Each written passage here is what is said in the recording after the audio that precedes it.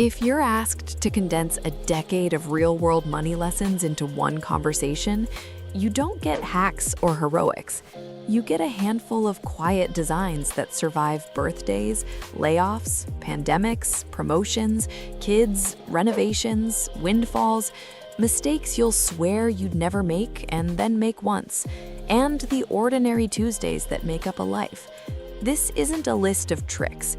It's a field guide from 10 years of watching what actually sticks for ordinary people with ordinary incomes and loud calendars. No bullet points, no chest thumping, just honest finance advice you can run tired, with lived-in examples and small rituals that make your month reliable when you don't feel especially motivated. Begin with the truth that makes most other tips unnecessary. Money moves before mood, or it doesn't move at all. People don't fail because they can't add. They fail because their plan asks memory to beat fatigue, advertising, and chaos 5 times a week. Your first job isn't to save more or invest smarter. It's to install rails, simple pipes that carry cash to the right places the second it lands, without asking your future tired self for permission. When pay arrives, it should fall into a staging account with no card attached, renamed in your app to staging/rails, so even your 1 a.m. self can't misunderstand. In week 1, a bills-only account drafts essentials automatically: housing or HOA and basic maintenance if you're paid off, utilities, baseline communications, health and car insurance, baseline transport, and the minimums on any debt you're still carrying. The day after payday, small transfers refill labeled pockets that catch the surprises you know are coming: repairs and replacements for home or apartment, tires and service, copays and meds, seasonal energy spikes, modest gifts you actually give, school or kid activities if that's your life, pet care, and the annuals that always show up in the same month you forget they exist. Every Friday morning, a weekly card reloads with a number that carries groceries and ordinary life for exactly 7 days. And on payday, a savings transfer leaves the staging account before feelings wake up. When your money runs on rails, late fees become fossils, overdraft roulette stops being the sport, and you discover that discipline is easier to automate than to find inside yourself 6 nights a week. The next honest lesson is quietly radical. Proximity beats square footage, and it beats cleverness. 10 years in, I've seen cheap addresses far from work, groceries, friends, and the clinic cost more than expensive ones that kept life close. Miles are a second rent. Fuel, tires, insurance, parking, tolls, daycare acrobatics invented by commute math, and the delivery habit born from exhaustion. A smaller place near your real life often makes you wealthier than a larger place you have to drive to live in. Even if you can't move this year, you can buy proximity in hours. Batch errands into a single lap. Run them where your feet already stand. Replace short loops with shoes and a bike basket. Plan joy inside walking distance so your weekend stops collecting cover charges. When your map shrinks, your budget gets quieter without you feeling deprived, and the money you thought you lacked shows up in the form of energy you can spend on better decisions. Kitchens decide streaks more than any app. People who save and invest steadily don't have more willpower on Thursday nights. They have logistics that prevent emergency dinner from erasing a week of good intentions. Put a small whiteboard on your freezer and write 2 10-minute dinners you will actually cook exhausted. Eggs and beans on toast with a pan salad. Pasta with canned tomatoes, olive oil, garlic, and whatever green you have. Fried rice with an egg or chickpeas and frozen veg. Quesadillas, a giant salad plus rotisserie chicken. Keep a no-cook kit for nights that go sideways. Make leftovers on purpose once a week. None of this is about becoming a chef. It's about removing emergencies from your evenings so your weekly card stays honest and your savings transfer clears without a fight. You will be sold identity through subscriptions. Not the one service you love, the stack of only $9.99 charges that never asked for permission twice. 10 years of bank statements taught me that subscriptions quietly expand to fill the income you give them, then hide where attention doesn't go. Install a quarterly rebuy ritual. The first Friday of January, April, July, and October, read each recurring charge out loud and ask one grown-up question. Would I buy this again today at this price? Clean yeses stay and even get celebrated because they're real joy or real tools. Maybes die for a season, and the money routes to your sleep fund, your investing drip, or the goal you said you cared about. The point isn't to live like a monk, it's to stop outsourcing your identity to companies you never talk to, except when your card expires. Debt is not a moral failing, it's a choreography problem. But the interest you pay for improvisation is the most expensive subscription of all. If you're carrying balances at high rates, the fix is not to abandon saving entirely while you atone. That creates a different fragility. The fix is to stop new balances from appearing, then automate fixed over minimum autopays that leave staging on payday and never turn off. If a 0% balance transfer with a modest fee lets you finish inside the promo window, schedule the exact payoff in your calendar the day you open the account, and freezer lock the plastic. Do not optimize points during storms. Optimize for quiet. Quiet is what keeps your weekly card honest and prevents your emergency fund from becoming a revolving door with a different logo each season. People ask for the perfect savings rate. 10 years of watching what sticks says there isn't one. There is a rhythm that works. Start with a number you can hit on your worst week and automate it. That might be $50. It might be $200. When a bill dies or a raise lands, increase the transfer by $10 or $20 at a time. If your world is stable and your sleep fund can cover a couple months of essentials, aim to send 15 to 20% of take-home to future you across all lanes: sleep fund, pockets, named goals, and investing. If you're rebuilding or your income is variable, take longer on the floor and keep your investing drips tiny and automatic so the habit survives storms. When raises arrive, split them, half to life, half to future. 10 years in, I haven't seen a single rule do more than prevent lifestyle creep while still making the present feel like a life. As for investing, here is the part that sounds boring because it is, and that's why it works. Own the world at low cost and keep your hands off it. The market doesn't pay extra for cleverness. It pays owners who stay in their seat. Your portfolio policy fits on one paragraph. You can read when you're anxious, what you own, broad, low-cost stock funds that buy thousands of businesses, and a sleeve of high-quality bonds matched to your sleep. When you buy, every payday, when you rebalance, birthday and half-birthday, or when your mix drifts beyond a band, how much cash-like buffer you carry, and what you will not do. No timing headlines, no single company above a line, no products sold with adjectives instead of numbers. The paragraph is more valuable than a spreadsheet because it keeps you from selling low on a bad day or buying high because a friend sent a screenshot. If you must scratch the itch to experiment, fence it to a tiny sandbox in a taxable account and leave the other 90% alone. Complexity flatters intelligence and punishes behavior. The portfolio that wins is the one you will keep through boredom, busyness, stress, and grief. Taxes are a calendar, not a scavenger hunt. Twice a year, project and adjust.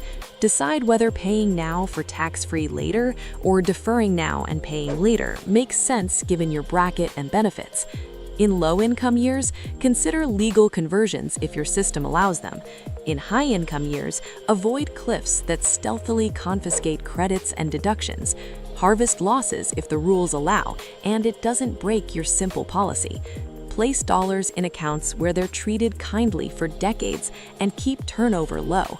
10 years taught me that most tax hacks are excuses to avoid calendars and paperwork. The boring routine wins. Insurance is not about probability, it's about ruin. Don't buy micro-insurance on trinkets and then underinsure catastrophes. Self-insure small things with a repairs and replacements pocket that refills monthly. Carry policies that prevent the kind of phone call that erases your work. Adequate health coverage in the plan you actually use, income protection while you earn, liability that keeps an accident from becoming an inheritance, and term life if someone depends on your pay. Match deductibles to your sleep fund so you're not buying premiums for fear. Update beneficiaries. This has nothing to do with optimism or pessimism. It's logistics for adulthood, and it saves fortunes by preventing forced sales at bad times. Paperwork doesn't feel like money until the day it is. Out-of-date beneficiaries send assets into probate. Orphaned accounts get eaten by fees. Missing directives force your family to guess under stress. A decade of seeing avoidable messes taught me to keep a one-page letter of instructions that says where things live, who to call, and how to access them. Use a password manager with recovery codes. Consolidate where sensible. Execute the documents your jurisdiction requires, and explain your wishes to the people who will carry them out. Paperwork is a love letter to your future self and the people who love you. It's worth an evening, and it's almost always cheaper than the alternatives. Phones sell your attention for money. Attention buys outcomes. That's why the quiet finance habit I recommend most often has no percentage attached. Move shopping and trading apps off your home screen, turn off alerts that aren't humans, and keep a want list that must sit for 30 days before any item returns for a new hearing.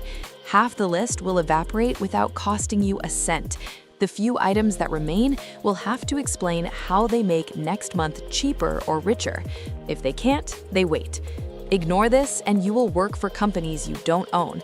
Respect it and your week will feel like it has more hours without a raise. Negotiation is the least cinematic, most profitable habit in personal finance. 6 polite calls a year buy months of progress. Internet providers, mobile plans, insurers, card issuers, landlords before renewal. Sit down on a Tuesday morning with water and a calm voice. Ask for a simpler plan, a customer loyalty rate, or a fee waiver if you've been a good customer. The words, "I'll decide by Friday," are magic. Whatever you recover routes to savings and investing the day it shows up. A decade in, I have seen 4 conversations a year add a percentage point to a family's savings rate without touching their joy. Work finances your plan. Raises don't arrive because you deserve them. They arrive because you produce outcomes someone values, and you can show it. Keep a file called receipts/outcomes. Each week, ship one small outcome that mattered and attach a number: minutes saved, errors prevented, revenue added, refunds reduced, satisfaction raised. Date it. At review season, you're not begging for a favor, you're negotiating a split of value created. If you freelance, tighten your discovery, raise minimums gently, and move to paid work faster. The extra money doesn't rescue you from a bad map or broken kitchen, but it accelerates everything that already works. Lifestyle creep is not a moral failure, it's the default. The antidote is the split. When more arrives, half to life, half to future. If you lock this in before the raise hits your account, your present gets better and your plan gets stronger at the same time. 10 years in, I still haven't found a friendlier rule for couples who want to enjoy their work without renting tomorrow to pay for today. Housing isn't an investment or a scam, it's a tool. The right home is the one that lowers the distance tax you're paying in miles and makes cooking, sleep, and friendship easier. If ownership is in the cards, treat it like a project with prerequisites: a map that deletes miles, a repairs pocket that refills monthly, an emergency fund that matches your deductibles, and a mortgage that leaves room for saving and investing to continue. Buying before your cash flow can carry upkeep turns a house into an invoice you defend to people who never asked you to. Renting near your life can be wealthier than owning far away. The spreadsheet doesn't know where your feet get tired. Cars are subscriptions to depreciation plus fuel, insurance, maintenance, parking, and sometimes drama. Buy reliability over applause. Extend life with tires and maintenance instead of reflexively upgrading under the banner of safety when the car is already safe. If your map allows one fewer vehicle, the savings are not subtle. They're a new savings rate hiding in a garage you don't need. If your map doesn't allow it, buy the car that best matches your actual miles and temperament, not the best-looking ad. Joy keeps plans alive. Punishment kills them. 10 years of budgets has convinced me that protecting a small joy line is as important as any spreadsheet. Schedule 2 cheap rituals that anchor your week, something with other humans that costs more time than money, and something you do alone that makes the rest of your life easier. Board game dinners at home, matinees and park walks, sunrise coffee with a friend, split menu nights where mains are at home and dessert is out. When joy has a place, shopping has less to sell you. When it doesn't, your plan becomes a diet you will binge your way out of. The single most reliable review habit I found is a 5-minute Friday scoreboard. No shame, no speeches, just 5 lines in a note. Sleep fund months on hand, savings rate year to date as a simple fraction, debt reduced since last month in dollars, investing contributions since January 1 in dollars, and late fees avoided this quarter in a plain yes/no with a tally. If a number is 0, write 0 without italics. Visibility turns drift into data. Data becomes decisions. Decisions compound. You will be offered secrets. There are none. There is a routine. Rails that run your cash, a weekly rhythm that keeps drift cheap, a map that charges fewer miles, a kitchen that prevents emergencies, subscriptions rebought on purpose, negotiations that reduce burn, receipts at work that raise price, a simple portfolio you can keep, taxes handled by calendar, insurance that prevents ruin, paperwork that protects the people you love, and cheap rituals that make life feel like life. That's it. The world doesn't become fair when you do these things. It becomes friendlier. That's enough. To make this less abstract, step into 3 rooms where this decade of advice turned into Tuesdays that kept their promises. In the first room, a nurse in her late 20s rotates shifts and bleeds money into late fees, surge rides, and midnight delivery. She has been telling herself that she'll start investing when she makes more, but months pass and markets remain a rumor. In a quiet hour, she installs Rails. Pay to staging with no card, week 1 drafts to bills only, day after payday pockets refilled for repairs and replacements, tires and service, co-pays and meds, seasonal energy, gifts and family, pet care, and a modest travel pocket. A Friday weekly card that carries groceries and ordinary life for 7 days, and a savings transfer leaves to your sleep fund. If your foundation is steady, turn on a small automatic investment into a broad, low-cost fund on the same day. Put a whiteboard on your freezer and write 2 10-minute dinners you will actually cook this week. Move your phone charger out of the bedroom so mornings begin with water and light, not a screen selling you urgency. Create the 5-line scoreboard. Text a friend and put a cheap joy on the calendar this weekend so your plan is a life, not a diet. Then stop. Let the pipes run for 4 Fridays before you adjust anything. Boredom is the sound of compounding beginning to work.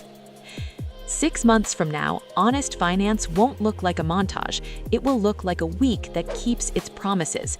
Bills will draft without drama, pockets will catch the surprises that used to become debt, the weekly card will keep drift cheap, your sleep fund will feel like a blanket, your named goal will have a number that looks like progress instead of a wish, your investing drip will own a tiny slice of the world, regardless of headlines, your map will charge you less for distance, your kitchen will feed you more than the internet does, your phone will stop selling you panic, your work will pay you more because you brought receipts, not apologies, and your numbers will start telling the story you say you value. A decade from now, the advice that mattered won't be the clever part you told a friend. It will be the quiet sentence you kept repeating to yourself. My money moves before my mood. I buy tools, not costumes. I invest like a boring owner and let time do the flexing. I schedule joy so shopping has less to sell me. I use a calendar to manage taxes and a paragraph to manage markets. I protect the people I love with paperwork they can find. I shrink my miles so life costs less by design. I raise my price at work with receipts instead of speeches, and I give future me half of every raise because I like that person and I want them to have options. That is 10 years of honest finance advice boiled down to the only thing that outlives motivation: design. You don't need a trick, you need rails, a week, a map, a kitchen, a scoreboard, a policy, a calendar, and the courage to be boring for longer than anyone clapping on the internet thinks you will. The rest is compounding, which is just math with better manners.